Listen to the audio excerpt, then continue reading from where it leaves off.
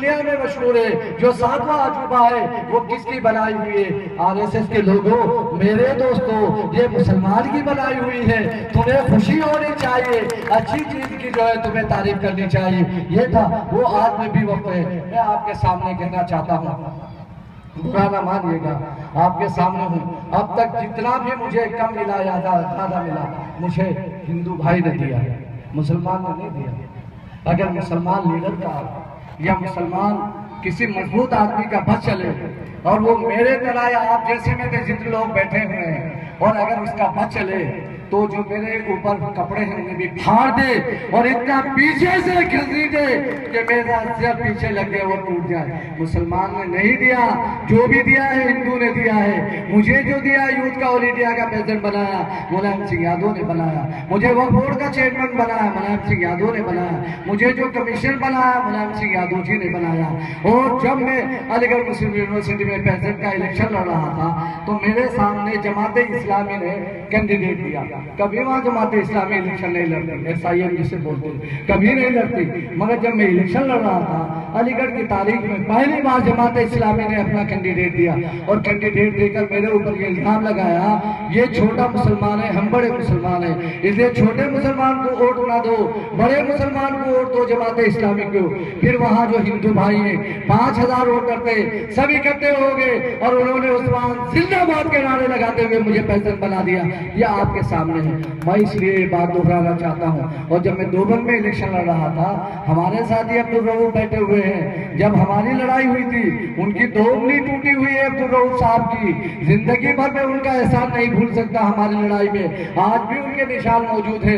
तो जब हम लोग वहाँ इलेक्शन लड़ रहे थे तो जितने आदमी थे, अरे आपको ताज्जुब होगा, आप सोच नहीं सकते, इतनी बड़ी बड़ी माशाल्लाह लंबी दाढ़ी जो बुजुर्ग आदमी हैं, जिन्हें रस्सी डालकर जो हजारों लोगों को भेद करते हैं, वो मुझे हराने के लिए देवबंद में आ गए थे। और उन्हें पता नहीं क्यों डर लग रहा, उन्हें लग रहा था ये हमारी बिरादरी का तो है नहीं है, ये आगे बढ़ जाएगा, ये कैसे जीत जाएगा, ये कैसे पैसे बच जाएगा।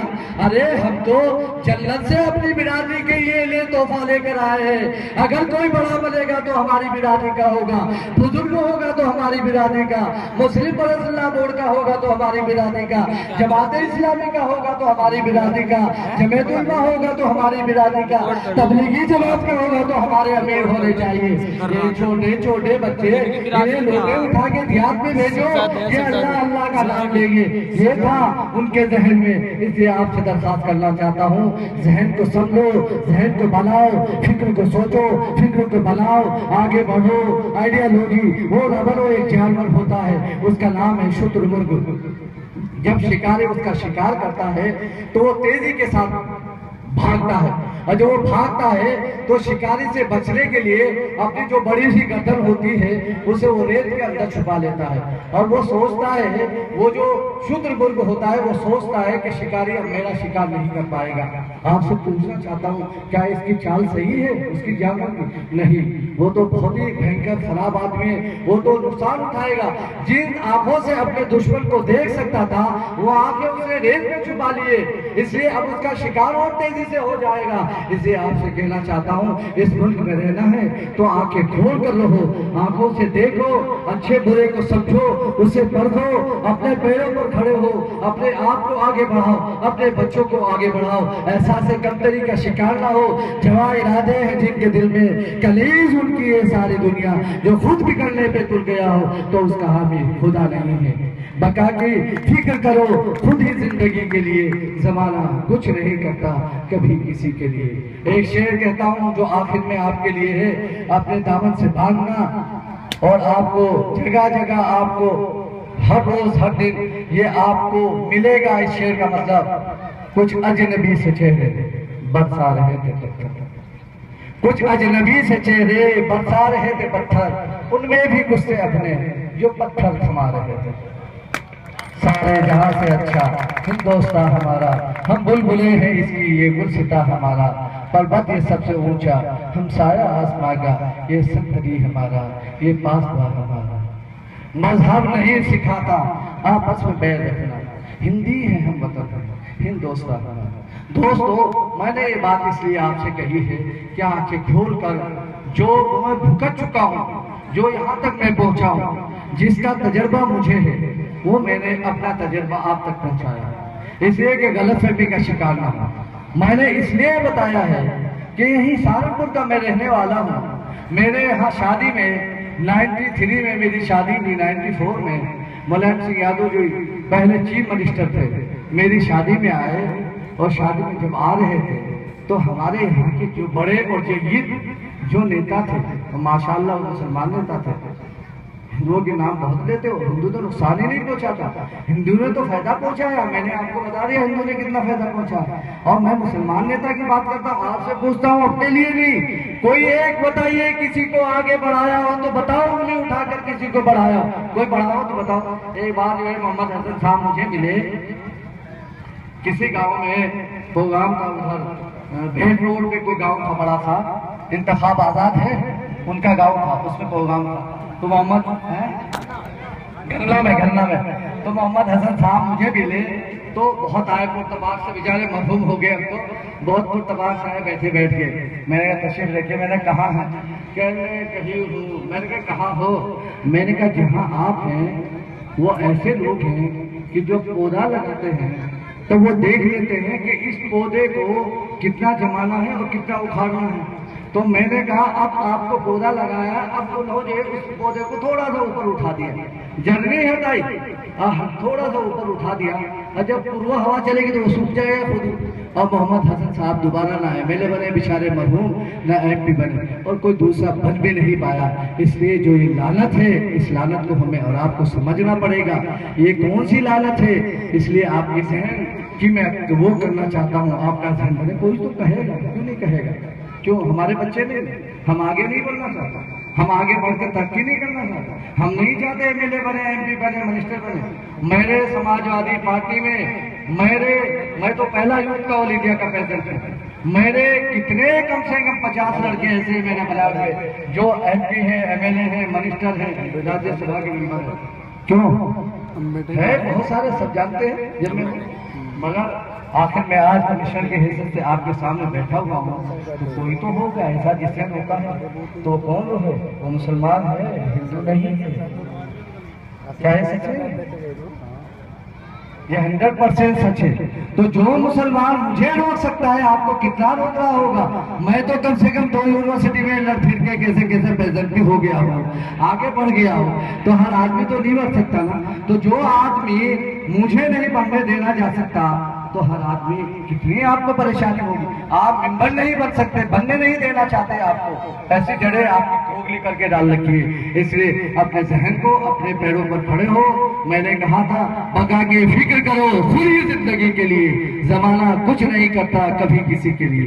बस ये अपने जहन में रखिए, और ये रखिए कि कुछ अजनबी से चेहरे बरसा रहे थे पत्थर, उनमें भी कुछ थे अपने जो पत्थर थमा रहे थे। इसे इस मुल्क में हिंदू मुस्लिम कोई नहीं है, हिंदू भाई बहुत अच्छे हैं, बहुत मिलनसार है, इस मुल्क को आगे बढ़ाना चाहते हैं, मुसलमानों को भी आगे बढ़ाना चाहते हैं। और मैं आपसे कहना चाहता हूं दावे से, जितने एमएलए हैं, एमपी हैं, मिनिस्टर हैं और मुसलमान जो आगे बढ़े हुए हैं, उसमें हिंदू भाइयों का बड़ा कंट्रीब्यूशन है। वो हिंदू भाइयों से आगे बढ़े हैं, हिंदू भाइयों की पार्टी ने ही उन्हें एमएलए बनाया, एमपी बनाया और मिनिस्टर बनाया है। ये बात अपने जहन में रखिए। जब आपके जहन में ये बात होगी तो हिंदू मुस्लिम कभी नहीं होगा।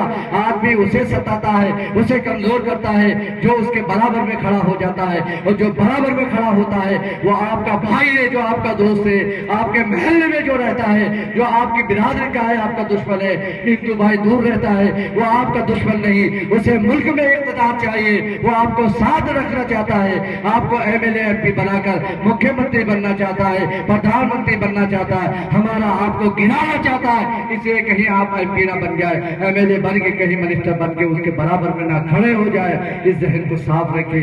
इसे मुल्क बड़ा अजीम है, शानदार है, लाजवाब है, सारे जहां से अच्छा हिंदुस्तान हमारा, इससे अच्छा मुल्क नहीं हो सकता। इससे हमें इस मुल्क की कदर करनी चाहिए। सबको मुबारकबाद देते हुए आप हजरात ने मेरी बात को सुना, किसी को बुरा लगे तो मुझे माफ करना, मैंने बात सच कही है। ये बात कोई बहुत कम लोग कह पाएंगे, इसलिए कि आग में डरते हैं, बहुत मसलात होती है। मैं यहाँ तक पहुँचा हूँ तो मैंने बहुत झेला है, मैं जानता हूँ। मैं सब बातें आपको नहीं भी पता, मैंने तो मिनट मिनट में बताई है कितनी परेशानी मैंने उठाई होगी, आपने देखा और सुना होगा, मगर मैंने प्रैक्टिकल झेला है। इसलिए ऐसे लोग जो आपके यहाँ नासूर है, उन नासूरों को आपको भरना होगा, अपने जख्म को जो आपके हरे हैं उन्हें आपको मरहम लगाना होगा। ये दवा आपके पास है, किसी दूसरे के पास नहीं है। जितने लोग डाइस पर बैठे हुए हैं, आप सब यहाँ हज़रात तशरीफ लाए, मुकर्रम साहब और जो इनके सब दोस्त अहबाब यहाँ लगे हुए हैं, उन सबका शुक्रिया अदा करता हूँ।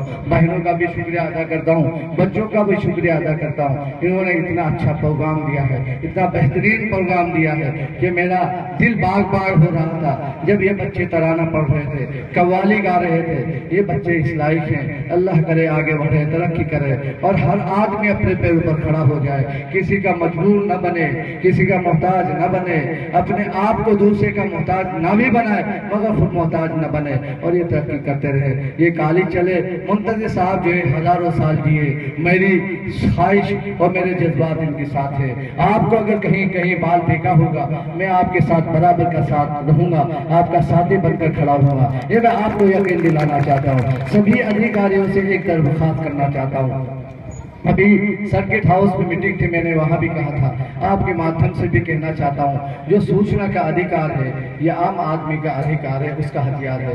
आम आदमी के काम होना चाहिए, यही एक की मंशा है। सिर्फ सूचना देना मंशा नहीं, मंशा यह है कि आम आदमी का काम होना चाहिए। जो गवर्नमेंट काम झाम देती है, पैसा दे देती है, शोहरत इज्जत और गाड़ी देती है, ऑफिस देती है, एयर कंडीशन देती है और आप बड़े बड़े ओहदों पर होते हैं, ये आम पब्लिक के लिए है। तो अगर किसी आदमी का कोई काम ना हो तो अधिकारियों से अपने काम के बारे में पूछने का हक है और अगर अधिकारी काम नहीं करते हैं तो आप 30 दिन की एप्लीकेशन देकर सूचना मांग लीजिए, फिर 15 दिन का आप अपील कर दीजिए, 10 रुपए का पोस्टल ऑर्डर लगा दीजिए। अगर 10 रुपए का पोस्टल ऑर्डर नहीं लगा सकते हैं तो 10 रुपए नकद लगा दीजिए और नकद लगाने के बाद भी आपका कोई काम ना हो, कोई भी हो XYZ, कहीं जाने की जरूरत नहीं, परेशान होने की जरूरत नहीं, फिर आप वो दोनों एप्लीकेशन और 10 रुपए के पोस्टल ऑर्डर की फोटो कॉपी आयोग के नाम एप्लीकेशन लिखकर आयोग में या तो खुद आ जाइए, नहीं आ सकते हैं तो डाक से, रजिस्टर डाक से उसे भेज दीजिए, फिर आप पीछे से हट जाइए। आपका घर बैठे बैठे काम होगा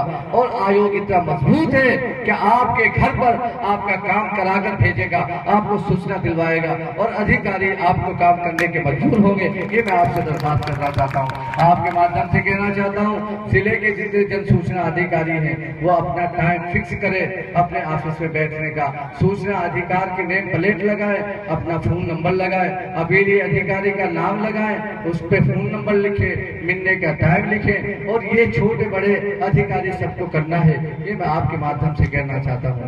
आखिर में आपका और तमाम अधिकारी जो आए हैं और जितने साथी बैठे हुए हैं, जो मुंतज़िर हजरात है, मुंतज़िर साहब है, उनके साथी हैं, सबका शुक्रिया अदा करता हूँ, बेपनाह दिल की गहराइयों से शुक्रिया अदा करता हूँ। आपने अच्छा मन को मोह लेने वाला प्रोग्राम कराया है, बेपनाह शुक्रिया, बहुत बहुत शुक्रिया। धन्यवाद।